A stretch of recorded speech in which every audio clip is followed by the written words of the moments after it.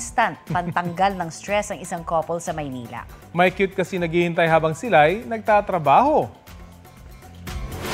Yan, yan ang alaga nilang si Luna. Pangiti-ngiti habang sinisilip ang fur mom na si Anne. Ang naka-work from home na si fur dad Henson, hindi naman nakaligtas sa pagiging clingy ng aso. Pinangakuan daw kasi nila na kapag time off na sa trabaho, sunod na ang playtime. Ayun, naghihintay talaga ng playtime. Mahihain daw talaga si Luna, madalas lang na kumakuna ng camera kapag natutulog o abala sa ibang gawain. Kaya ang tinetreasure nilang moments na genuine ang smile ng alagang aso kahit tutok ang camera.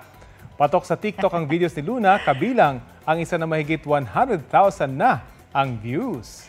Trending! Napaka-cute talaga ng mga fur babies. Nakakatanggal talaga ng stress, no? Oo. Alam mo, talagang kapag meron tayong mga alaga, talagang inaalagaan din talaga dapat natin sila. Kasi sobra silang loyal sa atin. At kapag nangako ka sa kanila, dapat tuparin mo. Oo. Parang tao lang din. Correct. Ang galing. Cute. Ang cute. Alam mo, naalala ko, meron din akong Shih Tzu. Love na love ko. Naku, talaga. At ganyan din ka lambing, ganyan din ka sweet. Yung mga maliliit na small dogs daw talaga malambing. Super. Ayan. Maliban na lang yung chihuahua. Ay, ganun pa. Pero very loyal sa amin ngayon.